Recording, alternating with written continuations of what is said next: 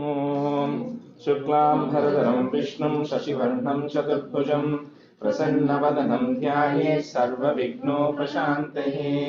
ॐ सहना भवतु सहनौ भुनक्तु सह वीर्यं करवावहै तेजस्विनावधीतमस्तु मा विद्विषावहै। ॐ शान्तिः शान्तिः शान्तिः। अगजानन पद्मार्कं गजाननमहर्निशम् अनेकदन्तं भक्तानाम् एकदन्तमुपास्महे। श्रीमहागणपतये नमः। गुरवे सर्वलोकानां विषये भवरोगिणां निधये सर्वविद्यानां श्रीदक्षिणामूर्तये नमः। अस्मद्गुरुचरणारविन्दाभ्यां नमः। वसुदेवसुतं देवं कंसचाणूरमर्दनं देवकी परमानन्दं कृष्णं वन्दे जगद्गुरुं। ज्ञानानन्दमयं देवं निर्मलस्फटिकाकृतिम् आधारं सर्वविद्यानां श्रीहयग्रीवमुपास्महे। श्रीहयग्रीवमूर्तये नमः। सरस्वती नमस्तुभ्यं वरदे कामरूपिणि विद्यारम्भं करिष्यामि सिद्धिर्भवतु मे सदा। श्रीमहासरस्वत्यै नमः। उमाकोमलहस्ताब्जसम्भावितललाटकं हिरण्यकुण्डलं वन्दे कुमारं पुष्करस्रजं। वेट्रिवेल्मुरुगनुक्कु हर हरोहरा। लोकवीर्यं महापूज्यं सर्वरक्षाकरं विभुं पार्वती हृदयानन्दं शास्तारं प्रणमाम्यहम्। स्वामिये शरणमय्यप्पा। वागर्ताविव सम्पृक्तौ वागर्तप्रतिपत्तये जगतः पितरौ वन्दे पार्वती परमेश्वरौ। श्रीपार्वती परमेश्वराभ्यां नमः। कोमलं कूजयन् वेणुं श्यामलोऽयं कुमारकः वेदवेद्यं परब्रह्म तस्मै श्रीगुरवे नमः। अस्मद्गुरुचरणारविन्दाभ्यां नमः। श्रीकृष्ण गोविन्द हरे मुरारे श्रीनाथ नारायण वासुदेव। श्रीकृष्ण गोविन्द हरे मुरारे श्रीनाथ नारायण वासुदेव। श्रीकृष्ण गोविन्द हरे मुरारे श्रीनाथ नारायण वासुदेव। पीताम्बरं करविराजितचक्रशङ्खकौमोदकी सरसिजं करुणासमुद्रं राधासहायम् अतिसुन्दरमन्दहासं वातालयेशम् अनिशं हृदि भावयामि। कृष्णो रक्षतु मां चराचरगुरुः कृष्णं नमस्ये सदा। कृष्णेनैव सुरक्षितोऽहमसकृत् कृष्णाय दत्तं मनः। कृष्णादेव समुद्भवो मम विभो कृष्णस्य दासोऽस्म्यहं। कृष्णे भक्तिरचञ्चलास्तु भगवन् हे कृष्ण तुभ्यं नमः। श्रीगुरुवायूरप्पा शरणं। नम्राणां सन्निधत्ते सततमपि पुरस्तैरनभ्यर्थितानपि अर्थान् कामानजस्रं वितरति परमानन्दसान्द्रां गतिं च। इत्थं निःशेषलभ्यो निरवधिकफलः पारिजातो हरे त्वं क्षुद्रं तं चक्रवाटी ध्रुवमभिलषति व्यर्थमर्तिव्रजोऽह्यम्। श्रीगुरुवायूरप्पा शरणं। श्रीभट्टपादम् अनिशं हृदि भावयामि। वंशीविभूषितकरात् नवनीतधाभात् पीताम्बरात् अरुणबिम्बफलाधरोष्टात् पूर्णेन्दुसुन्दरमुखात् अरविन्दनेत्रात् कृष्णात् परं किमपि तत्त्वमहं न जाने। कैरण्डुं कूपीन्यान् विधूमीरकुन्नु नीरजलोचना निन्नोडाये। एतीनु मन्यने कुम्भीरेन्दातोरु प्रीतियिल नी एन्ने पालिक्किन्नाय कृष्णा हरे जय कृष्णा हरे जय कृष्णा हरे जय कृष्णा हरे. Good morning everyone. Shri Videshji, we can hear us well, right? The audio is coming okay? Yes, it's good. So welcome everyone to the last class. Instead of 100, we're doing 99, which is actually to some extent 99 is like a summary of all the chapters, because in the 100th chapter, of course, Bhattaripad is seeing Guru Arpan himself. So it's mostly Keshadipada Varnanam that is happening. So 99, a lot of the stanzas are condensation from the Rig Veda. So, a lot of the Rig Veda portions are condensed here. And it is Bhagavan Mahimanu Varnanam, means what is the Mahimai? So description of the glory of the Lord. That is essentially the thing. So every stanza pretty much is the glory of the Lord which is coming, which is essentially what is there in the Vedas as well. So stanza 1.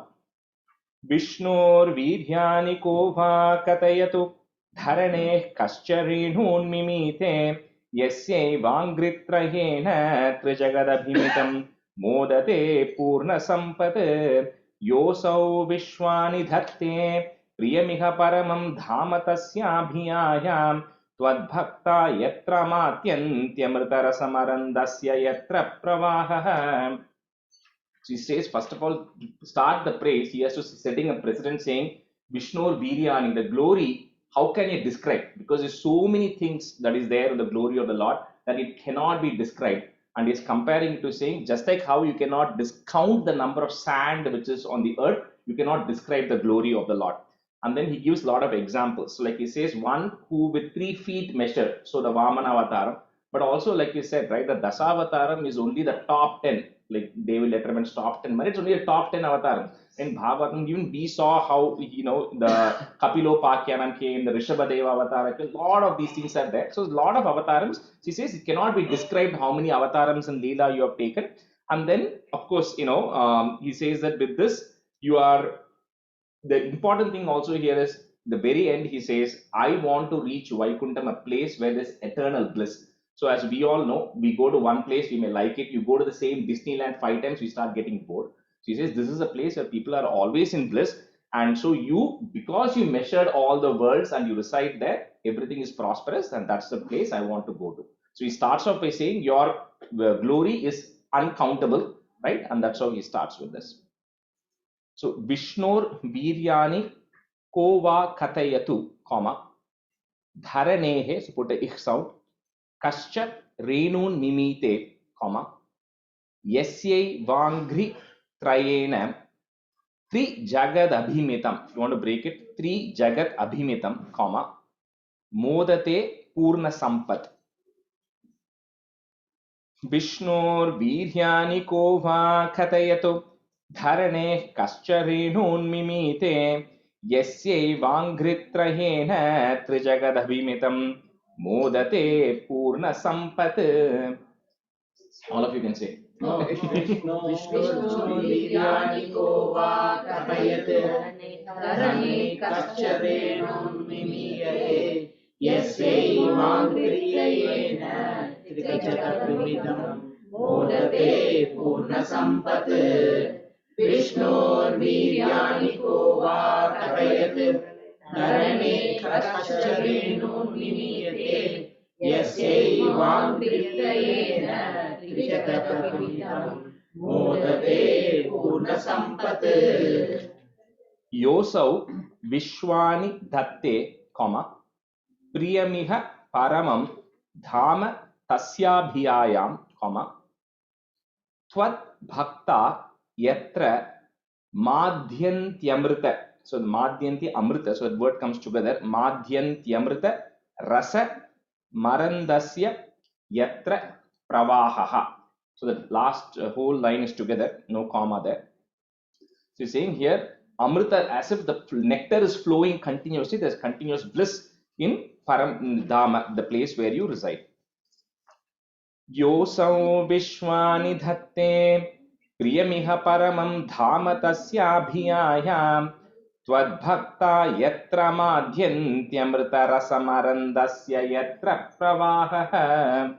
Yoso Vishwani Dhatte Priya प्रियमिह परमं धाम तस्याभियायां तत्तत्तायत्र माद्यं नवतरसमङ्गस्य यत्र प्रवाहः योऽसौ विश्वानि दत्ते प्रियमिह परमं धाम तस्याभियायां तत्तत्तायत्र माद्यं नवतरसमङ्गस्य यत्र प्रवाहः. The fourth line. Tvad bhakta. Okay. Let's say the Tvad, you, your, yeah. So Tvad bhakta. You want? I can get it. Ilka. I should have.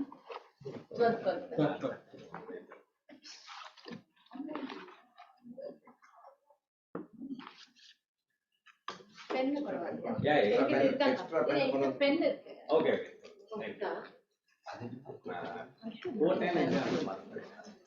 Thank you.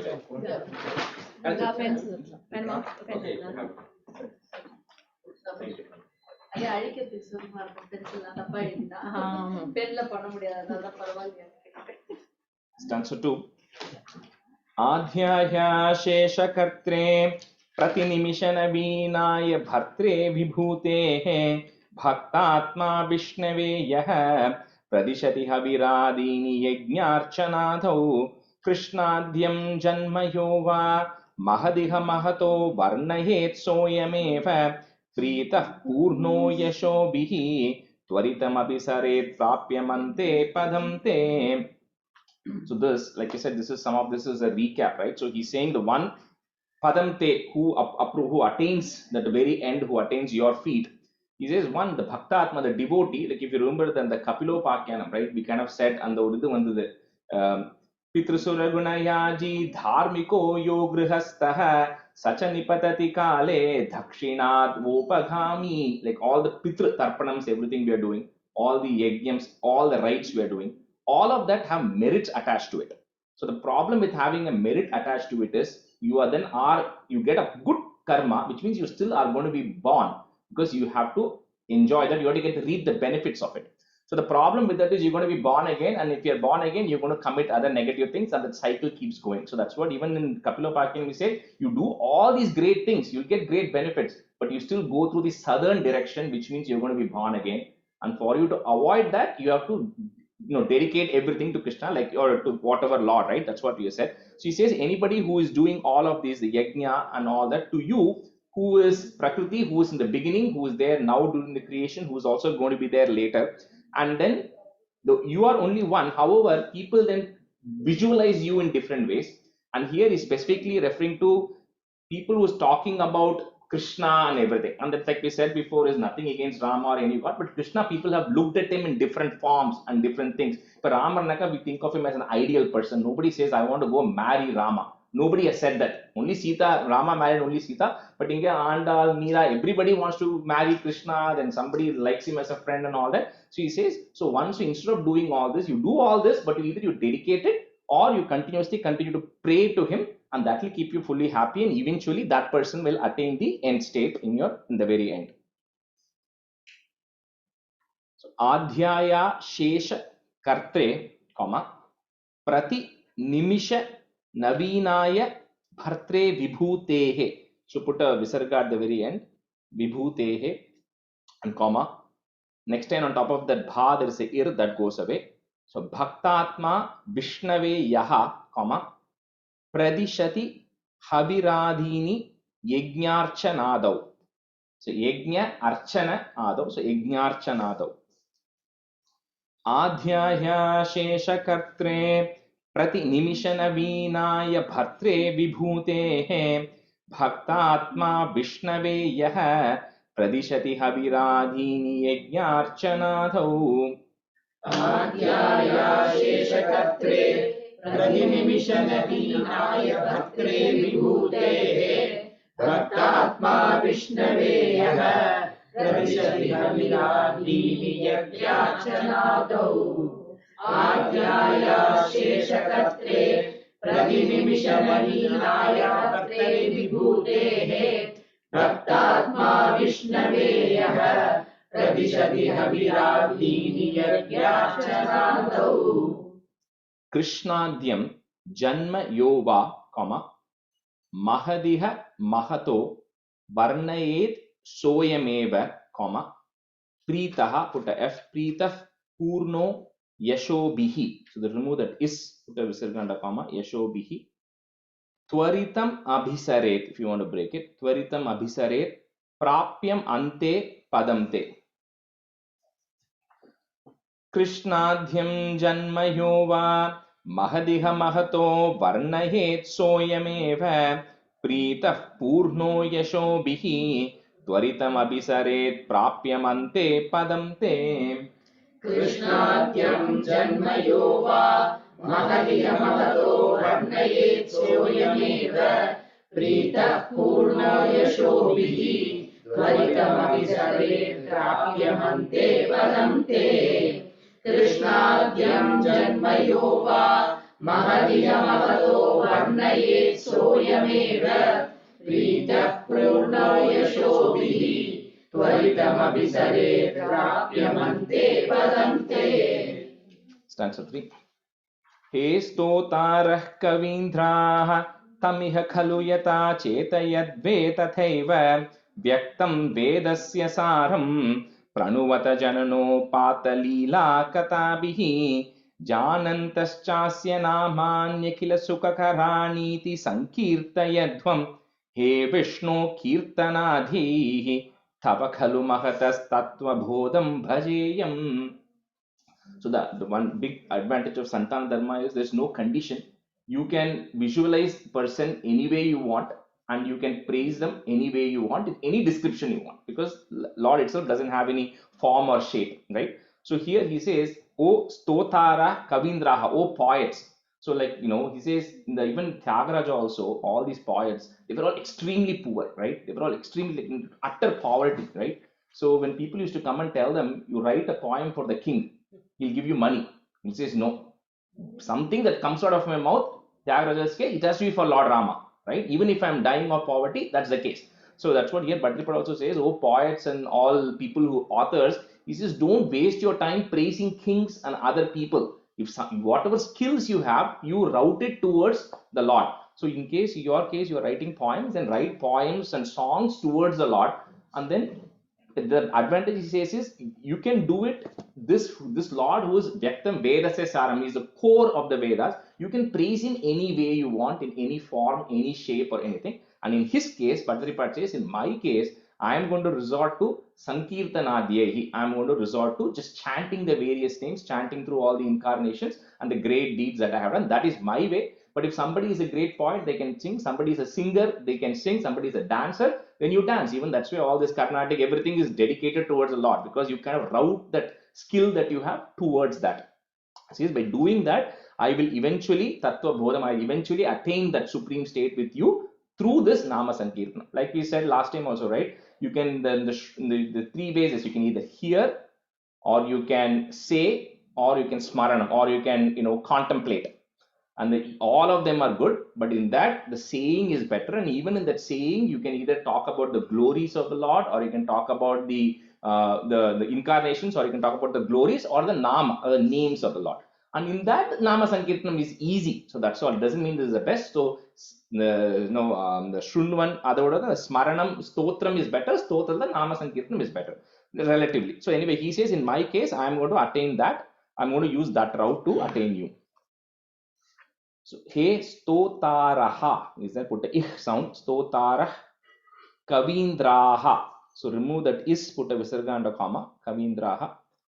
Tamiha khalu yatha cheta yadve tathaiva, comma, vyaktam vedasya saram, comma, pranuvata jananopata leela kathabihi.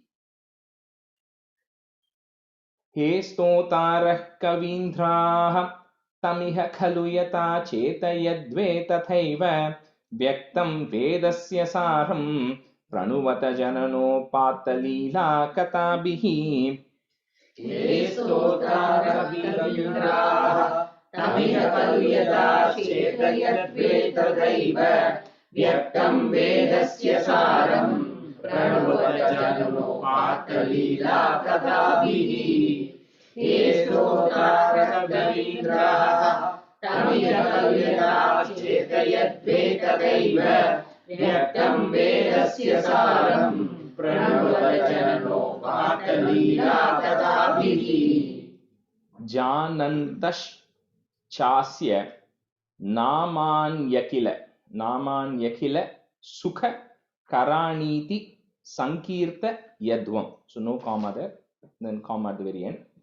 He Vishnu kirtanadhyehi. So remove that is visarga and comma. Tava khalu mahatas tattva bodham bhajeyam. Janantaschasya namanyakila sukakharaniti sankirtayadvam. He Vishnu kirtanadhyehi. Tava khalu mahatas tattva bodham bhajeyam. Janantaschasya namanyakila sukakharaniti sankirtayadvam. He Vishnu kirtanadhyehi. Tava khalu mahatas tattva bodham bhajeyam. Janantaschasya namanyakila sukakharaniti sankirtayadvam. He Vishnu kirtanadhyehi. Tava khalu mahatas tattva bodham bhajeyam. Stanza 4. Vishnu karmani sampashyata manasi sada yaisa dharmana badnade yanindrasyaisha bhritya priyasakaivacha vyatanot kshemakari vikshante yoga siddhaha parapadamanisham yasya samyak prakasham viprendra jagarukaha kritabahunutayo yacha nirbhasayante. He starts off by saying that manasi, your mind always, sada, all the time, it should be Vishnu Karmani, meditating on the deeds of Vishnu. So like we spoke about the meditation aspect in the last one, how you have to kind of get your breath under control and then imagine the Lord's form and all of that. And we also said how that is also extremely complicated. So one of the simplest ways they say is instead of thinking about a person, because our mind is definitely going to wander, no doubt. For everybody it does. We can't sit for 5 minutes thinking about one thing. So he says the best way, he says, is you think about how the Lord has helped various people. So for example, in the example he gives is Indra's example of whether it be in Kurmavataram or in Vamanavataram, even Krishnavataram also it starts off by saying how the evil has, all of the karmas of the bad people were left, so they were born again, so all the gods went and approached. So he says you think about those stories, because story we can easily think through and sit for 5 minutes. Right? So he says you think about all the stories and the incarnations of the Lord and how he has helped everybody, and he's given Indra as an example where he has helped, or places where he has been a friend, and even places where he has been a servant. Right? So if you remember that Ambarisha Charitram where Ambarisha, that the Durvasa comes and then he lets this one evil spirit behind Ambarisha. Ambarisha goes around the world, right? Because the Sudarshana Chakram is chasing Ambarisha, and then eventually when he goes to Vaikuntham, Krishna.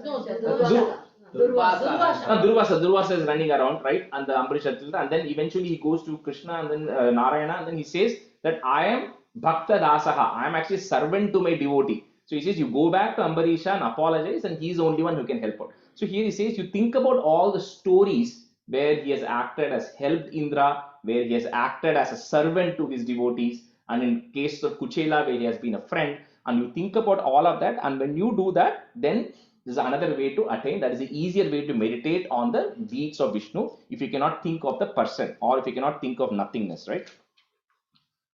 So Vishnoho, put a ich sound, Vishno karmani sampashyata manasi sada, comma, yaihi is there, put a is, yais sa dharmana bhadnad, comma, yanindras yaisha bhrityaha, put a f, Priya Sakha Ivacha, comma, Vyatanot Kshemakari. Vishnu Karmani Sampashyata Manasi Sada, Yaisa Dharmana Badnade, Yanindras Yaisha Bhritya Priya Sakha Ivacha, Vyatanot Kshemakari. Vishnu karmani sampashyata manasi sada yaisha dharmana badnad यानीन्द्रस्यैष भृत्य प्रियसखैव च व्यातनो क्षेमकारी विष्णो कर्माणि सम्पश्यत मनसि सदा यैष धर्मानवतात् यानीन्द्रस्यैष भृत्य प्रियसखैव च व्यातनो क्षेमकारी yes सह அது இன்னொரு S இருக்கு ஆமா அங்க அந்த யைஹின்னு ஒரு விசர்கா இருக்காங்க யைக்கு அப்புறம் there is a விசர்கா அப்புறம் அதுக்கப்புறம் there is a sa is there ஒரு விசர்கா இருக்கு அதுக்கு சர்க் விசர்கா இல்ல இதுக்கு இந்த த ஓகே அதுக்கு because த வரதுனால there is no joining letter okay visarga எடுத்துறலாம் ஆமா அது there is no way to join that so and then the யை and sa க்கு நடுவுல there is a is so yais sa dharmana badna யைஹி வரணுமா அந்த யைஹி இருக்கு அது is comes that you put a is dharmana badna வீக்ஷந்தே யோக சித்தாः பரபதமனிஷம் यस्य सम्यक् प्रकाशं विप्रेन्द्रा जागरूकाः कृत बहु नुतयो यच्च निर्भासयन्ते. There are ir is there ikshante nadi and ir goes up, right? Where which one? The third line starting la ikshante nadi ir irukku. I think shemakari vandanaala I think ir போலாம். In the third line short ikshante yoga siddha வீக்ஷந்தே bitter the vikshante ir okay it is be வீக்ஷந்தே va bitter vs in bitter ir irundhukku okay shemakar and the line that thing ends that it ends there so the vikshante will be a new word only there will be no continuation so connection connecting endudukku வீக்ஷந்தே யோக சித்தாः anga comma yoga siddhaha comma there and then one comma after jaga not v long v okay long v அப்ப ஈ அடிச்சணும்ல வீக்ஷந்தே வீக்ஷந்தே ஆமா वीक्षन्ते योगसिद्धाः परपदमनिशं यस्य सम्यक् प्रकाशं विप्रेन्द्रा जागरूकाः कृतबहुनुतयो यच्च निर्भासयन्ते. वीक्षन्ते योगसिद्धाः परमपदमनिशं यस्य सम्यक् प्रकाशं विप्रेन्द्रा जागरूकाः कृतबहुनुतयो यच्च निर्भासयन्ते. वीक्षन्ते योगसिद्धाः परमपदमनिशं यस्य सम्यक् प्रकाशं विप्रेन्द्रा जागरूकाः कृतबहुनुतयो यच्च निर्भासयन्ते. Stanza 5. No jato jayamanopi cha samadigatastvanmahimno vasanam devashreyamsi vidwan प्रतिमुहुरपि ते नाम शंसामि विष्णो तं त्वां संस्तौमि नानाविधनुति वचनैः अस्य लोकत्रयस्याप्यूर्ध्वं विभ्राजमाने विरचितवसतिं तत्र वैकुण्ठलोके. Says Jato, people who have been born, people who are there and people who are yet to be born. He says nobody can truly contemplate or understand the glory of you. So Tvat Mahima, your Mahima, nobody can truly understand. So what people do is according to their capacity, they go define what they can and do it. So when Valmiki is writing Ramayana or Vyasa is composing Mahabharata or Bhagavatam, so according to their capacity, they are going and doing various things, but nobody can truly describe the end of your glory. Whatever even they are describing is short-lived or short, there's limit to what it is.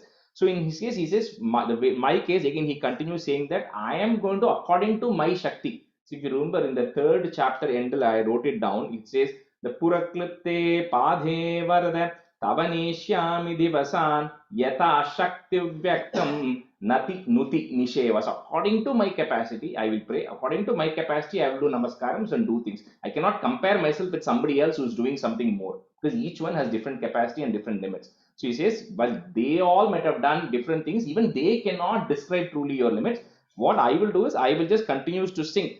Nuti Vachanaihi. I will continue to sing and praise, write various hymns which are praising you who is living in Vaikunta, which is above all the words. It's fifth, right? Yeah. No jato jayamano picha, comma, samadhi gatas twan mahimnovasanam. That's together. Mahimnovasanam, comma, deva shreyamsi vidwan, comma, prati muhurapi te nama shamsami Vishnu. No comma on the second line. Second, after vidwan, there is a comma in the second. தேக்கு அப்புறம் கம்மா இல்ல. இல்ல, ஆமா, that goes together. Prati muhurapi te nama shamsami Vishnu. So all of this, at least in the booklet, they have referred which Rig Veda each of this is referring to. So every stanza, like this one, it says, this is based on the following mantras of the Rig Veda, 5.6.24.2. So each of this pretty much is, all of this is coming straight from Rig Veda, this entire chapter. No jato jayamano picha samadhigatastvannmahim no vasanam deva shreyamsi vidwan pratimuhurapite nama shamsami Vishnu. No jato jayamano picha samadhigatastvannmahim no vasanam deva shreyamsi vidwan pratimuhurapite nama shamsami Vishnu. No jato jayamano picha samadhigatastvannmahim no vasanam deva shreyamsi vidwan pratimuhurapite nama shamsami Vishnu. Tam tvam samstaumi nanavida nuti vachanaihi. So the ra that is there, remove it, put a visarga and a comma, vachanaihi. Next word starts with a a. Asya loka trayasya purdvam. So you have to put a plus at the end of that line. So loka trayasya purdvam vibrajamane, and then a comma. So vachanaihi, comma, then plus, and then vibrajamane, comma, virachita vasatim tatra vaikuntha loke. Tam tvam samstaumi nanhavidanuti vachanaihi asya lokatrayasya pyurdvam vibhrajamane virachita vasatim tatra vaikuntha loke. Tam tvam samstaumi nanhavidanuti vachanaihi asya lokatrayasya pyurdvam vibhrajamane virachita vasatim tatra vaikuntha loke. Tam tvam samstaumi nanhavidanuti vachanaihi asya lokatrayasya pyurdvam vibhrajamane virachita vasatim tatra vaikuntha loke. Rajesh, third line endல yasyaga yasyava. Yasya. Some books may have yasyapi urdhvam. If you have that, you can, it's all it is doing, they're just joining the sandhi. So lokatrayasya pyurdhvam. Yasya. Together சொல்லணும் இல்லையா Yasya pyurdhvam. That kind of, because then the yasyapi and urdhvam, so it's actually, there is the pya there is joined technically, and the line is joining. Stanza 6. आपसृष्ट्यादि जन्याः प्रथममयि विभो गर्भदेशे दधुस्त्वां यत्र त्वय्येव जीवा जलशयनहरे सङ्गता ऐक्यमापन् तस्याजस्य प्रभोदे विनिहितमभवत् पद्ममेकं हि नाभौ दिक्पत्रं यत्किलाहुः कनकधरणिभृत् कर्णिकं लोकरूपम्. Again, even this is also coming from the Rig Veda, but in the Bhattaripada, in chapter 5, 6, he covered a bunch of these stanzas. So here are three things he's saying there. One is at the end of the Pralaya, when everything gets merged, like we spoke about two Pralaya, the Naimitika Pralaya and the Prakritika Pralaya. Naimitika Pralaya is end of Brahma's day. The Prakritika Pralaya is end of Brahma's life. So in the Naimitika Pralaya, some worlds still remain, but all the beings, everything is wiped out. Other worlds also go, all the bottom worlds, everything get wiped out. Prakritika Pralaya, everything is completely gone. So in the Prakritika Pralaya, says when everything is completely gone, he says you cannot say it is completely gone, because something cannot come from nothing. So the example they always give us is in the apple seed you put, right?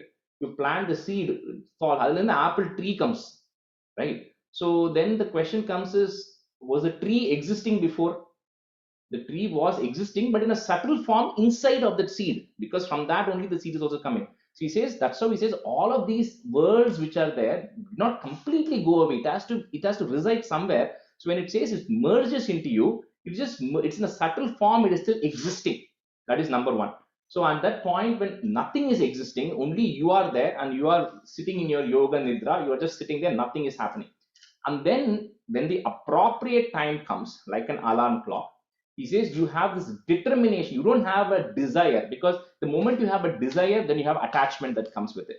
So the Lord, who is beyond all this, cannot have a wish to create. It's like, this example is like a magnet is there. Whether the magnet likes it or not, you bring it near the nails are going to get attracted to it. So on the Mari, you are just determined. The time comes, things happen. When your determination comes, and then that happens, and out of yours, like it says here, Padma Mekam hi nabhav. So from your nabhi, like a bud, like a shape thing comes, which is the essentially everything inside of that is there. It is coming in the form of that nabhav. And then later on, I think later stanza it tells what happened. Anyway, this is all this in 5, 6, 7 chapters. Right? It comes in the form of that, like a bud, which has everything which is inside that, and later on it will tell how you will go in and then expand into the worlds. But anyway, here he says all of that is there, and this again the Rigveda also, how everything goes into you, everything comes out of you eventually.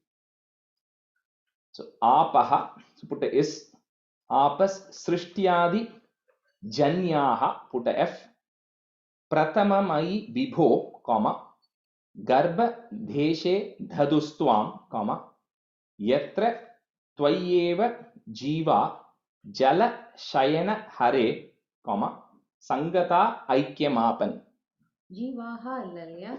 Jiva, and the general and the jabhala and the visarga irka most of the times. Even individually that word is jivaha, but when it comes along with some other letters like that, they don't put the visarga in most cases. Apasrishtyadi janyah pratamamai vibho garbhadeshe dadhustvam yatra tvayeva jiva jalashayana hare sangata aikyamapan. Avashrishtyadijanya pratamai vibho garbhadeshe tadustvam yatra tvayeva jiva jalasayana hare shankata aikyamapan. Vibho whole, it is vibhoda on the first line. Avashrishtyadijanya pratamai vibho garbhadeshe tadustvam yatra tvayeva jiva jalasayana hare shankata aikyamapan. Tasya jasya prabhote, comma, vinihitam abhavat, if you want to break it, vinihitam abhavat padma mekam hi nabhav, comma, dik patram yat khilahuhu, comma, kanaka dharani bhrit karnikam lokarupam. அந்த hook பக்கத்துல ஒரு விசர்க போடணுமா? Kilahuhu, there is a visarga there. Tasya jasya prabhote vinihitam abhavat padmamekam hi nabhav dikpatram yat kilahuhu kanakadharani bhrit karnikam lokarupam. Tasya jasya prabhote vinihitam abhavat padmamekam hi nabhav dikpatram yat kilahuhu kanakadharani bhrit karnikam lokarupam. Tasya jasya prabhote vinihitam abhavat padmamekam hi nabhav dikpatram yat kilahuhu kanakadharani bhrit karnikam lokarupam. Stanza 7. Okay, Sri Vidya or Kalpana, Sri, any questions, let us know, okay? Sure. No questions. Stanza 7. He lokaha Vishnuretad bhuvanamajanayat tanna janita yuyam yushmakam hyantarastam kimapi tadaparam vidyate Vishnu rupam nihara prakyamaya parivrita manaso mohita nama rupaihi prana prityeka triptaha charata makapara hantane cha mukunde. Hey lokaha is all the people of this world. You don't realize that all of this that you are there is created by this one creator, right? So technically that means if you are creating something, you are outside of that creation, right? Because you're creating something. But he says not only is this person outside of everything you are, he is also antarastam. He is also inside of you, right? He's already there inside of you. So you don't have to go visualize somebody sitting external who is actually coming and doing this. So, but what happens is because of all this Maya that is there, you are the one who is assuming different forms, different names, and then assuming that, okay, this person likes this. Vinayagarna, Palakata Pandram, Krishna, butter, but it's just totally fine. Like you said, Santan Dharma, that is the freedom you get. You can decide what you want. You can give Vinayagar also butter. Vinayagar will eat it, right? But it's whatever you want to do, you are completely free to do it.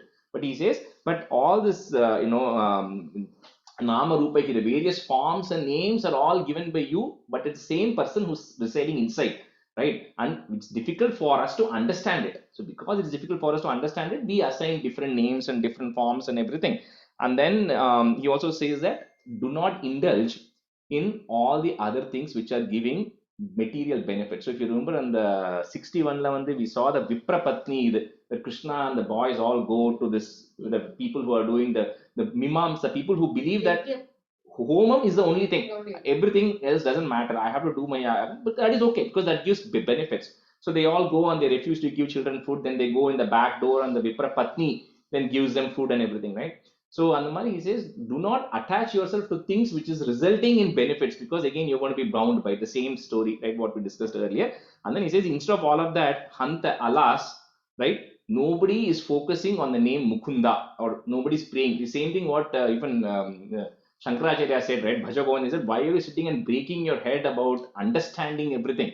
You just Bhaja Govinda, that's enough, right? Anumani, he is saying people are so focused on learning sacrifices and doing all those things, but by doing that they're missing out on saying the name Mukunda, which is the most important, right? Not that others are not important, you do this along with it. So hey lokaha, so put a visarga there and a comma. It's not there, but you can put it because you're putting a comma there. Vishnu retat bhuvanam ajanayat, if you want to break it, bhuvanam ajanayat tanna janita yuyam, comma. So one after lokaha, one after yuyam. Yushmakam hyantarastham, comma, kimapi tadaparam vidyate Vishnu rupam. He lokaha Vishnuretad bhuvanam ajanayat tanna janita yuyam yushmakam hyantarastham kimapi tadaparam vidyate Vishnu rupam. He loka Vishnuretat bhuvanamajayat janita yuyam yushmakam yantarastam kimapi tadaparam vidyate Vishnurupam. He loka Vishnuretat bhuvanamajayat janita yuyam yushmakam yantarastam kimapi tadaparam vidyate Vishnurupam. Nihara prakya maya parivrita manaso mohita nama rupaihi, comma. So that line continues. Prana priteka triptaha. That ish, if you have it, remove it, put a visarga and a comma. Triptaha. Charata makhapara hanta necha mukunde. Necha means na icha, no desire to the call, say Mukunda. Alas, there's nobody is desiring to call Mukunda, but they're so focused on doing other things which they feel will give them benefits. Like after triptaha kapram, fourth line after triptaha, third line there's no comma. Nihara prakyamaya parivrita manaso mohita nama rupaihi prana prityeka triptaha charata makhapara hantane cha mukunde. Nihara prakyamaya parivrita manaso mohita nama rupaihi prana prityeka triptaha charata makhapara hantane cha mukunde. Nihara prakyamaya parivrita manaso mohita nama rupaihi prana prityeka triptaha charata makhapara hantane cha mukunde. Stanza 8. Murdhnam akshnam padhanam bahasi khalu sahasrani sampurya vishwam tatprotkramyapi tishthan parimita vivare bhasi chittantarepi bhutam bhavyam cha sarvam parapurusha bhavan kincha dehendriyadishvavishtopyudgadatvat amrita sukarasam chanu bhungshe tvameva. In the next two stanzas are Purusha Suktam, lot of references, right? So the first Purusha Suktam is Sahasrashirsha Purushaha Sahasrakshas Sahasrapat. So Adamari, it starts here by saying that you have Sahasrashirshaha, thousands of heads, and we also saw in Vishnu Sahasranam, this comes in a couple of places. Sahasrashirshaha heads, Sahasakshaha, thousands of eyes. Now doesn't mean thousand, you have to put a S because it's infinite. Thousands of eyes means the idea is you can see everything, right? Thousands of head means what? One head has certain wisdom. Thousands of head means you have innumerable wisdom. So I can't say, how do I say you have so much brain? You see, you have thousands of brains, you have thousands of eyes, you have thousands of feet, you have, means you can be anywhere you want, anytime you want. So that's what he's saying. So you are there everywhere in all over the world, and then you are transcending that thing also beyond that as well, right? So then the next and the Purusha Sutra is Purusha evedagam sarvam, means you are only everything, right? And then it also continues to go and say that anything which is in the past, present, future, it's all you, on all of that, whatever is going to exist. So here essentially is saying, because of all of these things, like I said earlier, you are not only everywhere, you are also inside in everybody's heart cavity. You are sitting there as a, as a Paramatma. You are sitting there, like we saw in the Kapilopakhyanatla. That's why the Kapilopakhyanam was one of the earliest avatarams, right? Because Kapila avataram happens before, and the Matsya avataram and all of that, it is happening way early, where he's coming to Devahuti and explaining all the Sankhya philosophy. So there he kind of explains that complicated way. He says there is something called as a Prakriti, Mula Prakriti, which is nothing. Then there are all the attributes like hunger, thirst, and various sensory organs, ego, all of these are there. The moment this Prakriti is thinking about those things, it becomes a Jivatma, because we have all of those things. The moment you can shed all of those things, you become the Paramatma. That is the only difference. So the Paramatma is there inside the Jivatma, sitting in the cavity, but we are all surrounded by all the other Indriyangal and everything, because of which we are not able to relate to it. So the moment you give all of that, you can relate, which is essentially what they're saying here. You are not only transcending everything, you're also inside everything and inside every person as well. So Murdnam, Akshnam, Padana. If you want to break it, Murdnam, Akshnam, we can say it together. Murdna is head, Akshna is eyes. So Murdnam, Akshnam, Padanam, feet. Padanam, inge padani irukku. Put up im, Padanam, comma. Vahasi khalu sahasrani sampurya vishwam, comma. Tat protkramyapi tishthan, comma. Parimita vivare bhasi chittantarepi. So chitta anta, chittam is heart, antare means inside. So you're also inside the heart. Murdhnam akshnam padhanam vahasi khalu sahasrani sampurya vishwam tat protkramyapi tishthan parimita vivare bhasi chittantarepi. Murnam akshanam padanam vasikalu sahasrani sampurya vishwam tat prokramya vitishtan parimita vivare bhasi chittantarepi. Murnam akshanam padanam vasikalu sahasrani sampurya vishwam tat prokramya vitishtan parimita vivare bhasi chittantarepi. Tishtanக்கு அப்புறம் கம்மாவா? Tishtan after Tishtan. Third line, second line. Bhutam bhavyam cha sarvam parapurusha bhavan, comma. And then from kincha till the very end, tomeva, the whole thing is together. So you can put a plus at the end of the third line, and the whole fourth line is also together. So kincha dehendriyadi is there, and then ish is coming in the fourth line. So it will be easier to say that ish along with the end of the third line. So dehendriyadishvavishto. Okay. Okay. If you have dehendriyadishu avishto. Okay. So then change to ish and ava. So dehendriyadishvavishto. The shoe எடுத்துருங்க, remove the shoe. Shoe எடுத்து ish போட்டு. Shoe ish and va. And remove the a also. Ish and then remove the A also, and make it Va, Va. So Dehendriyadish Vavishto. Okay, and then that whole line goes together. So Vavishto Pyut Gadatvat, and it's easy to break that Da into It and A. So Pyut Gadatvat Amrita Sukha Rasam Chanu Bhungshe Twameva. So that whole line is together. Amrita Mukha Rasama, Sukha Rasama. Sukha Rasam. Mukarasam. Okay, yeah, Sukha Rasam. Happiness, Amrita, bliss of the celebration. Rasam. Yeah.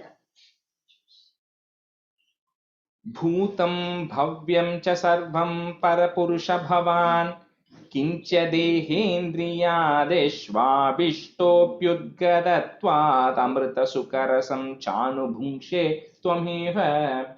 Bhutam bhavyam cha sarvam parapurusha bhavan kincha dehendriyadishvabhishto hirukatavata amritarasam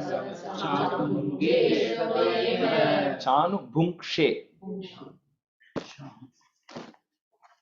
Bhutam bhavyam cha sarvam parapurusha bhavan kincha dehendriyadishvabhishto hirukatavata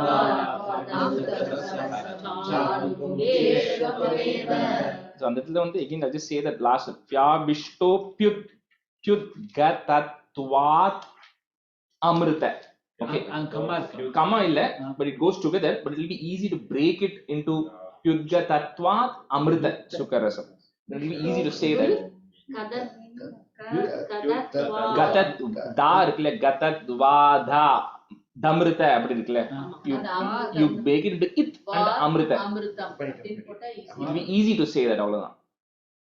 Gatatvat Amrita Sukarasam. Stanza 9.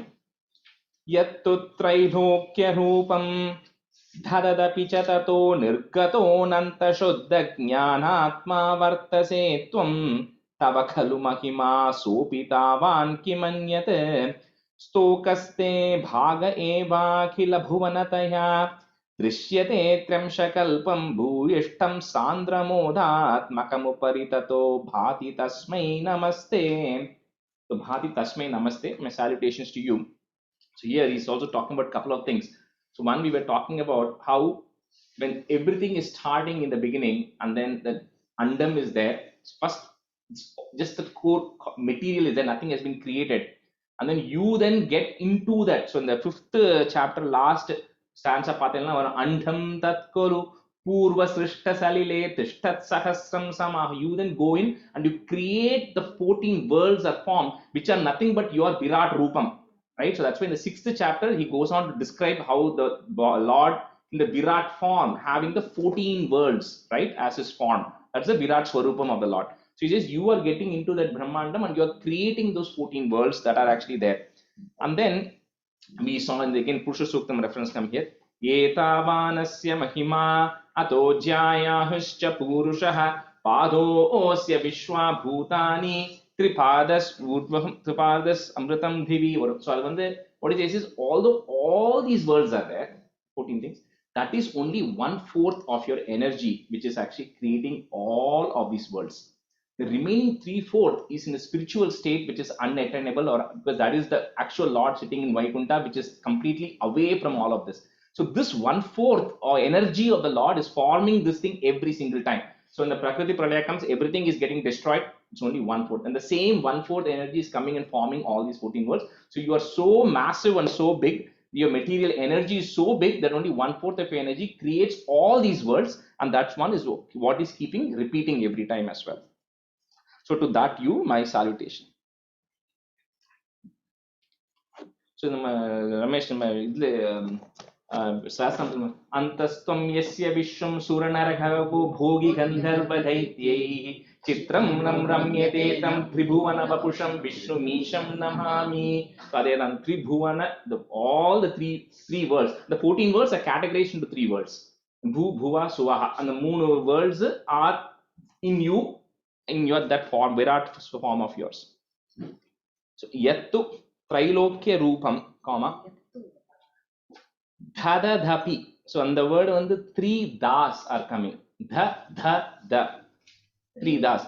Dhadadhapi. Dhadadapi cha tato. So it will be easier to say that cha along with that p. Okay. Dhadadapi cha tato nirgato nanta shuddha, and then put a plus. Jnanatma vartase tvam, comma. Nirgataha. Okay, then change it to nirgato, and then the next word ananta nirgato nanta. So that means the a vandiruknaka that the nirgataha will become a nirgato. Again the s symbol will come. Nirgato nanta. It comes together. Nirgato nanta shuddha, put a plus. Jnanatma vartase tvam, comma. Tava khalu mahima sopi tavan kimanyate. Yattu trailokya rupam dhadadapi cha tato nirgato nanta shuddha jnanatma vartase tvam tava khalu mahima sopi tavan kimanyate. Yattu trailokya rupam dhadadapi cha tato nirgato nanta shuddha jnanatma vartase tvam tava khalu mahima sopi tavan kimanyate. Yattu trailokya rupam tadadapi cha tato nirgato nanta shuddha jnanatma vartase tvam tava khalu mahima sobhitavan kimanyate. Stokaste bhaga evakhila bhuvana taya. Eva akila bhuvana, of the only 1/4, the entire world is only 1/4. Bhuvana taya, comma. Drishyate tryamsha kalpam, and then you put a plus, and then the whole 4th line comes together. So after bhuvanataya 1 comma, and the rest of the whole thing is together. Drishyate tryamsha kalpam bhuyishtham sandra modat makam upari tatho bhati tasmai namaste. So that 3/4 of it is nothing but supreme bliss, which is residing, that material energy is residing outside of all the 14 worlds. Stokaste bhaga eva khila bhuvanataya drishyate trimshakalpam bhuyishtham sandramodat makamupari tato bhati tasmai namaste. Stokaste bhaga eva khila bhuvanataya drishyate tramshakalpam bhuyishtam sandramodat makamupari tato bhati tasmai namaste. Stokaste bhaga eva khila bhuvanataya drishyate tramshakalpam bhuyishtam sandramodat makamupari tato bhati tasmai namaste. Last stanza. Avyaktam te swarupam dhuradighamatamham tattu shuddhaika sattvam vyaktam chapyetadheva sputam amritarasam bodhi kalhola tulyam sarvodkrishtam abhishtam tadiha gunarase naiva chittam haranti murtim te samshrayeham pavanapurapate pahi mam krishna roghat. Say Vyaktam means something which is clear. Avyaktam means something which is not clear. So he says this Swarupam, this Nirguna form of yours, which we are describing with material energy, all these things, he says it's not comprehensible, right? So this form is not, it's very extremely difficult for me to grasp. So Bhattaripad is saying that it's difficult for him to grasp. So he's saying, he says, I'm not going to resort to praying to that Nirguna form of yours.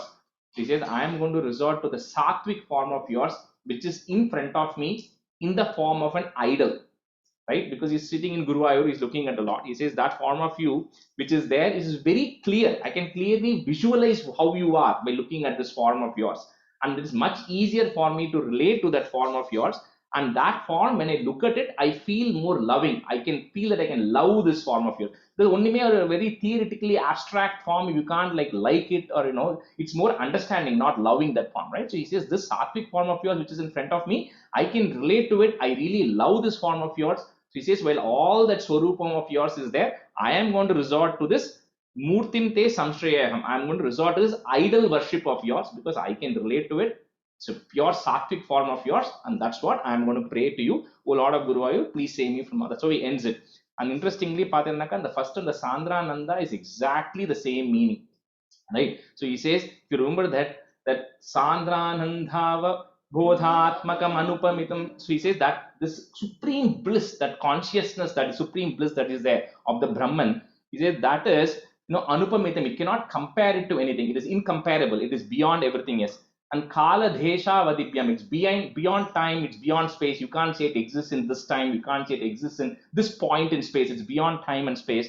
And then Nitya Muktam, it is free from bound, not bound by any karma like all of us are. It's completely Nitya Muktam. And Nigama Shatasakasrena Nirbhasam, all the Sahasram, all the Nigama, all the Vedas, thousands of Vedas have tried to describe what it is, like what we saw all the definitions from Rig Veda. But even though they have defined it, it is still not graspable. It is still incomprehensible for majority of the people, even though they have all defined it. But once you realize it, then you attain the supreme form itself, right? But he says, all of that you forget it. It's a Hanta Bhagyam Jananam. It's a blessing for the people that you are standing right in front of me in Guruvayur. So why will I worry about that complicated supreme Brahman form when you yourself are standing here in front of me in Guruvayur? And that's what I want. That's how he starts the first stanza, first chapter, Dasakam, right? And that's how he ends the 99th chapter, last stanza by saying, I am going to resort to that idol form of worship, which is standing Sakshat in front of me in Guruvayur. And, and then say, yeah, Murtinte Samshayam. That's how he ends the 99th chapter, right? So, Avyaktam te swarupam, comma, duradi ghamatamam, and then put a comma as well there. Tattu Shuddhaika Sattvam, comma. So 3 commas in that line. Vyaktam Chapye Tadeva, comma.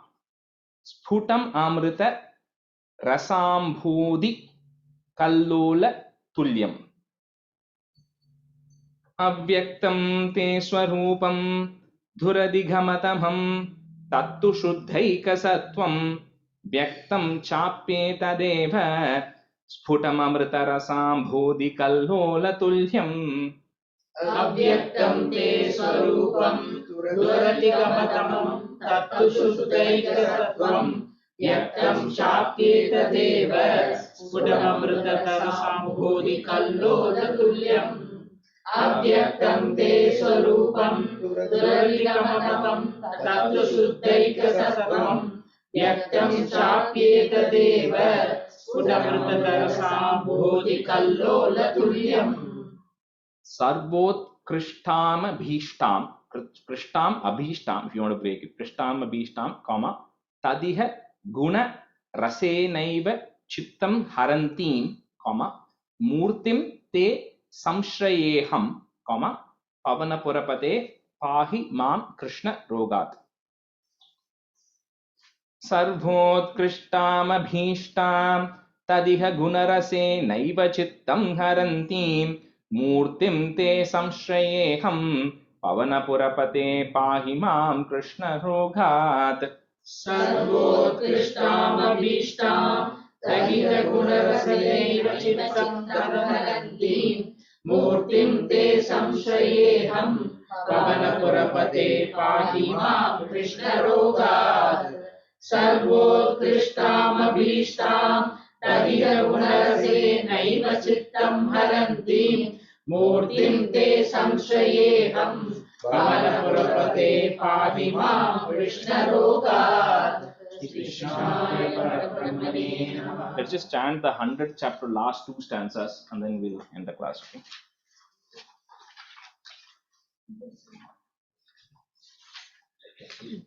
Yogindranam tvadangheshwadika sumadhuram muktibhajam nivaso bhaktanam kamavarshyadyudarukisalayam nada te padamudam nityam chittasthidham me pavanapurapathe krishna karunya sindho kritvā nisheshatapan pradishatu paramananda sandhoha lakshmi Ajñātvā te mahatvam yadiha nigaditam vishwanatha kshametāha stotram chaitat sahasrottaram adhikataram tvatprasadāya bhūyāt Vedhanādāyanīyam shruti jusha janusha stutyara varnanena Spitam Dehavatadaihi Idamiha Kurutam Ayurarogya Saukyam.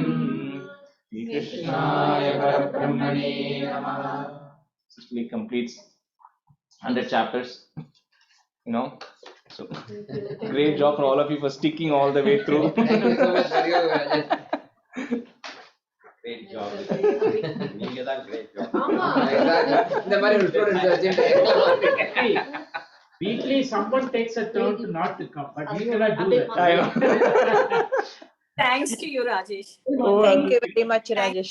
Thank you, I wish you were also in town, Sridevi, Kalpana, and Sri Vidya, but I think in few years we'll have a virtual conferences. We can have someone actually sitting there, you know, like the hologram projection பண்ணிட்டு. So Rajesh, we chant Narayaneeyam every Ekadasi. Just we sign up for one chapter or two chapters. And for about half an hour we chant. Okay, அங்க St. Louisலயா? ஆமா. Okay, So okay. யார் join பண்றாலோ பண்ணிப்பா and we'll just chant like a practice மாதிரி மறக்காம இருக்கிறதுக்கு. Okay, okay. That's good. I think and the 100 chapters whoever is doing right now, I think that is really helping. I think everybody. Yes. இந்த chapter Yes. இல்லீங்களா? இன்னைக்கு 20. or 20 வந்தாச்சா? எழுதியும் பண்ணிடுறேன்.